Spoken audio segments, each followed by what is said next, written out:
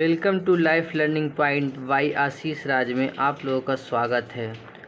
देखिए हमारे प्यारे दोस्तों, आज यूपी ट्रिपल एससी पेट 2022 के लिए हम कुछ हिस्ट्री का क्वेश्चन आप लोग के लिए पढ़ाने जा रहे हैं। पहला नंबर देखिए, पहला नंबर क्या बोल रहा है। कालीबंगा के मृण पट्टिका पर एक और दोहरे सिंग वाले देवता का अंकन है। दूसरा क्या बोल रहा है, दूसरी ओर बकरी को दिखाया गया है जिसे एक पुरुष ला रहा है।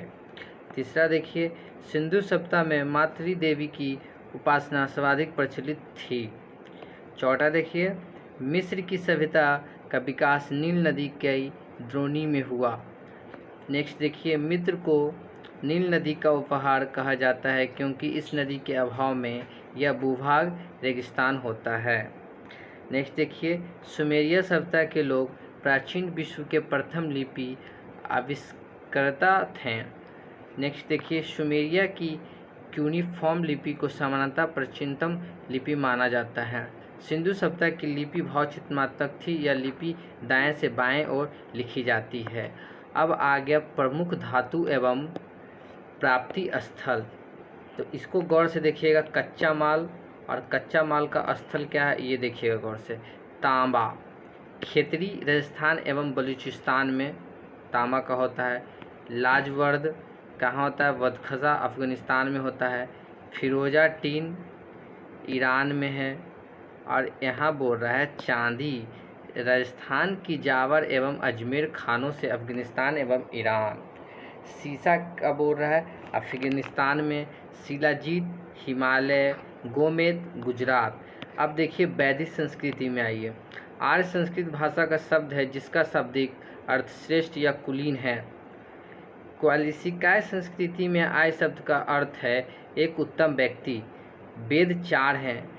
वेद चार हैं, कौन कौन वेद है? ऋग्वेद, सामवेद, यजुर्वेद तथा अर्थवेद। वेदों में सर्वाधिक महत्वपूर्ण ऋग्वेद है तथा इसमें सर्वाधिक प्राचीन भी जो माना जाता है। ऋग्वेद, यजुर्वेद तथा सामवेद को वेदयंत्री या स्त्रीय कहा जाता है। वर्ण शब्द का प्रथम उल्लेख ऋग्वेद में मिलता है।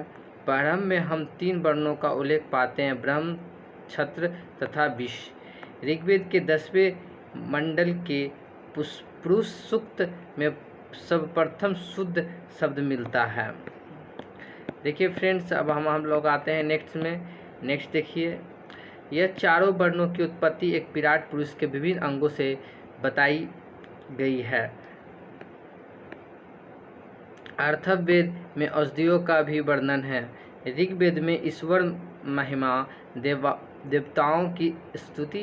यजुर्वेद में कर्म कांड बलिदान विधि एवं सामवेद में संगीत का विस्तृत उल्लेख है। ऋग्वेद में स्रोत एवं प्रार्थनाएं हैं। इनमें कुल 1028 सूक्त है। ऋग्वेद में कुल 10 मंडल हैं। ऋग्वेद के दूसरे से 7वें मंडल की ऋचाएँ सबसे प्राचीन हैं। पहला और 10वां मंडल नवीनतम है। ऋग्वेद के 9वें मंडल के सभी 114 सूक्त सोम को समर्पित है। अथर्ववेद में कुल 20 मंडल एवं 730 युक्त तथा 5987 मंत्र हैं। इनमें 1200 मंत्र ऋग्वेद से मिले गए हैं। इनमें तंत्र मंत्र एवं वशीकरण के संदर्भ में साक्ष्य हैं। यज्ञ संबंधी विधि विधानों का पता यजुर्वेद से चलता है। यजुर्वेद के 2 भाग हैं, शुक्ल यजुर्वेद जो केवल पद में तथा कृष्ण यजुर्वेद जो कि पद और गद दोनों में है। शुक्ल यजुर्वेद को वाजसेनायी संहिता भी कहा जाता है। यजुर्वेद का अंतिम भाग ईशोपनिषद है जिसका संबंध याज्ञिक अनुष्ठान से न होकर आध्यात्मिक चिंतन से है। सामवेद में कुल 1875 रचनाएँ हैं जिनमें से 75 जबकि कुछ विद्वानों को अनुसार 99 को छोड़कर शेष सभी ऋग्वेद में भी उपलब्ध हैं। सामवेद की 3 मुख्य शाखाएँ हैं, कैथुम, रानायनीय तथा जैमिनीय। उपनिषद दर्शन पर आधारित पुस्तकें हैं। उपनिषद को वेदांत भी कहा जाता है। उपनिषदों में प्रथम बार मोक्ष की चर्चा मिलती है। कंठोपनिषद में यम और नचिकेता का संवाद उल्लेखित है। उपनिषदों नेक्स्ट देखिए क्वेश्चन, उपनिषदों में कुछ क्षत्रिय राजाओं के उल्लेख प्राप्त होते हैं। विदेह के राजा जनक, पंचाल के राजा प्रवाह जवली के राजा अशुपति और काशी के राजा अजातशत्रु प्रमुख थे। वैदिक संहिताओं का सही क्रम।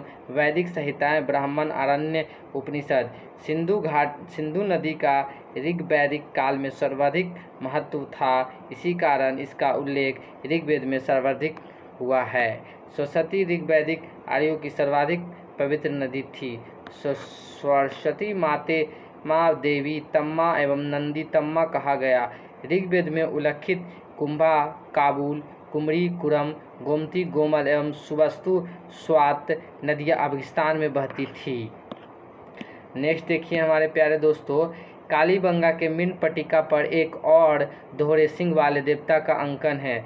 दूसरी ओर बकरी को दिखाया गया है जिसे एक पुरुष ला रहा है। सिंधु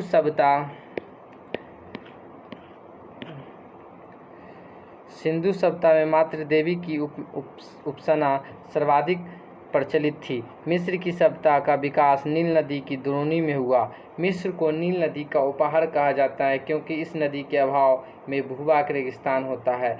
सुमेरिया सभ्यता के लोग प्राचीन विश्व के प्रथम लिपि आविष्कार करता थे। सुमेरिया की क्यूनिफॉर्म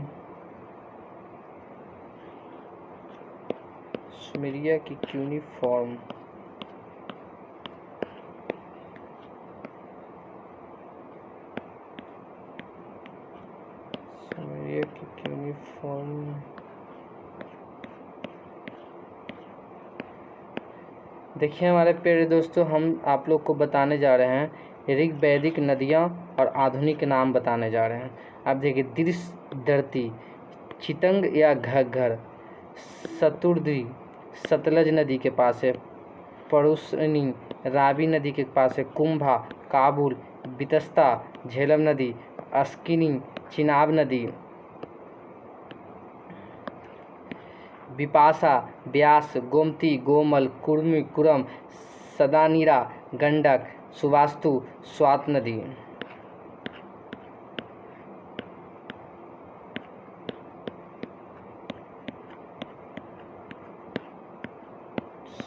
स्वात नदी।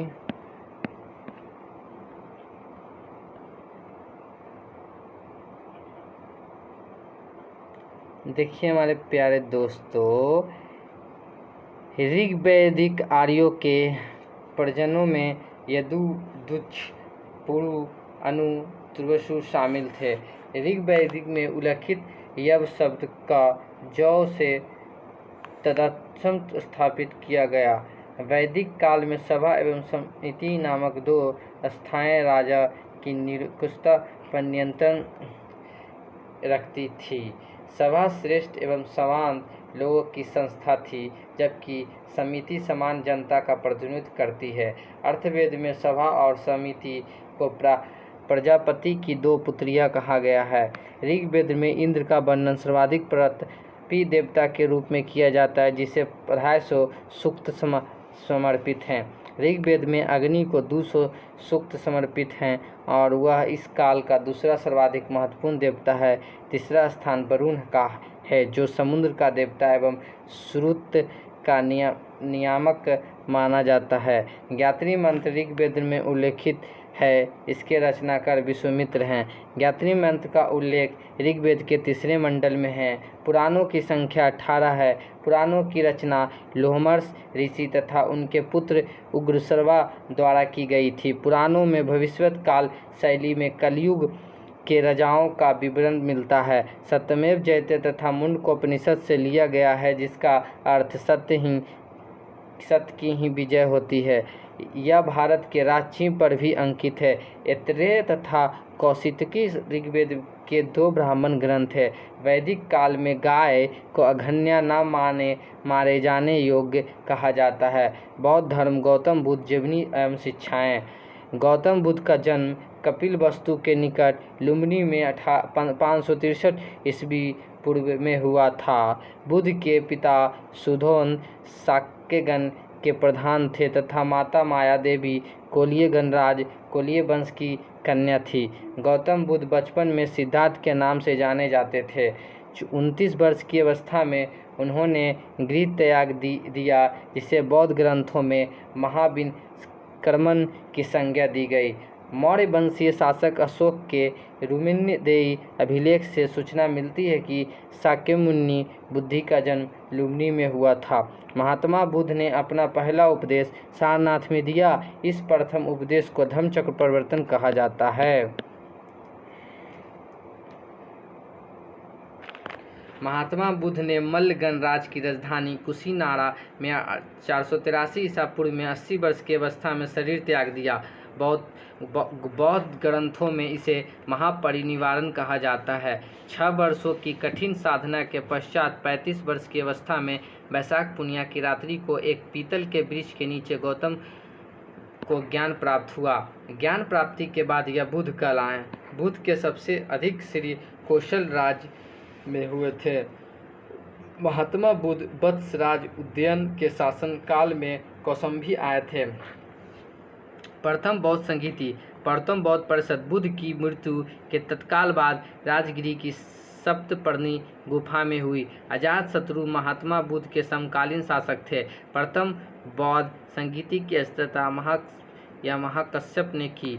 द्वितीय बौद्ध संहिता का आयोजन कालाशोक शिशुनाग वंशी के शासनकाल में बुद्ध की मृत्यु के 100 वर्ष बाद वैशाली में किया गया। तृतीय बौद्ध संहिता मौर्य सम्राट अशोक के शासनकाल में पाटलिपुत्रा में हुई थी। मोगलीपुत्र तीसरे बौद्ध संहिता के अध्यक्ष थे। चतुर्थ बौद्ध संहिता कनिष्क के शासनकाल में कुंडलवन कश्मीर में संपन्न हुई। इसकी अध्यक्षता वसुमित्र एवं उपाध्यक्षता अश्वघोष ने की। देवदत्त बुद्ध का चचेरा भाई था।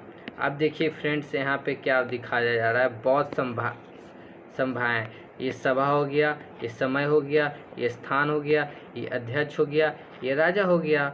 अब देखिए प्रथम बौद्ध 483 ईसा पूर्व में स्थान राजगिरी में हुआ था।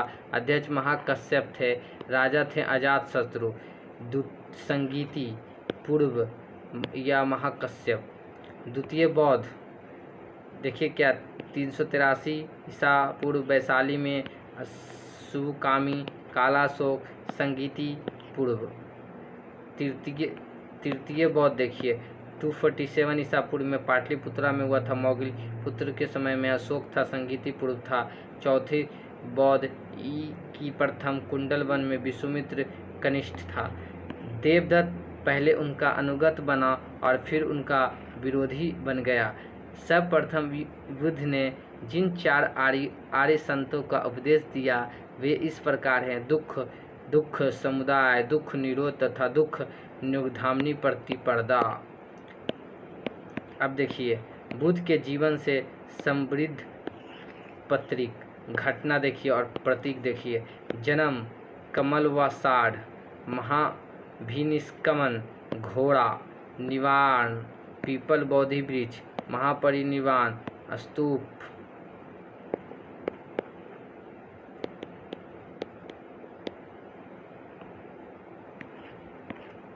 महात्मा बुद्ध कर्म सिद्धांत में विश्वास करते हैं। अपने प्रिय शिष्य आनंद को कहने पर बुद्ध ने वैशाली में स्त्रियों को बौद्ध संघ में विष्णु के रूप में प्रवेश की अनुमति प्रदान की थी। बौद्ध संघ में सर्वप्रथम शामिल होने वाली स्त्री महाप्रजापति गौतमी थी। त्रिपिटक बौद्ध ग्रंथों में सर्वाधिक महत्वपूर्ण है। बुद्ध की मृत्यु के बाद उनकी शिक्षाओं को संकलित कर 3 भागों में बांटा गया। इन्हीं को त्रिपिटक कहते हैं। ये विनय पिटक संघ संबंधी नियम तथा आचार की शिक्षाएं, सुत्त पिटक धार्मिक सिद्धांत तथा अभिधम्म पिटक दार्शनिक सिद्धांत। थेरी गाथा बौद्ध साहित्य है। इसमें 32 बौद्ध कवियत्रियों की कविताएं संकलित है। बिहार में राजगीर की पहाड़ियों पर स्थित विश्व शांति स्तूप विश्व का सबसे ऊंचा कहा जाने वाला शांति स्तूप है। भरहुत एवं सांची के स्तूप की स्थापना मौर्य शासक अशोक के शासनकाल में हुई थी। अमरावती स्तूप का निर्माण सातवाहन के समय में हुआ था। सातवाहनों की राजधानी प्रतिष्ठान या पैठन थी। इनकी प्रारंभिक राजधानी अमरावती मानी जाती है। महास्तूप का निर्माण अशोक के समय ईंटों की सहायता से हुआ था, जिसके चारों ओर काष्ठ की वेदिका बनी थी। शुग काल में उसे पाषाण पट्टिकाओं से जड़ा गया था। वेदिका भी पत्थर की ही बनाई गई। सातवाहन युग में वेदिका के चारों दिशाओं में 4 तोरण लगा दिए गए। बौद्ध दर्शन में क्षणिकवाद को स्वीकार किया गया। गौतम बुद्ध को एशिया के ज्योतिपुंज के तौर पर जाना जाता है। गौतम बुद्ध के जीवन पर Edwin Arnold light of Asia नामक काव्य पुस्तक की रचना की थी। यह लंदन में 1869 ईस्वी में प्रकाशित हुई। लाइट ऑफ एशिया पुस्तक ललित विस्तार के विषय वस्तु पर आधारित है। इसी के साथ वीडियो समाप्त करते हैं। जय हिंद, जय भारत।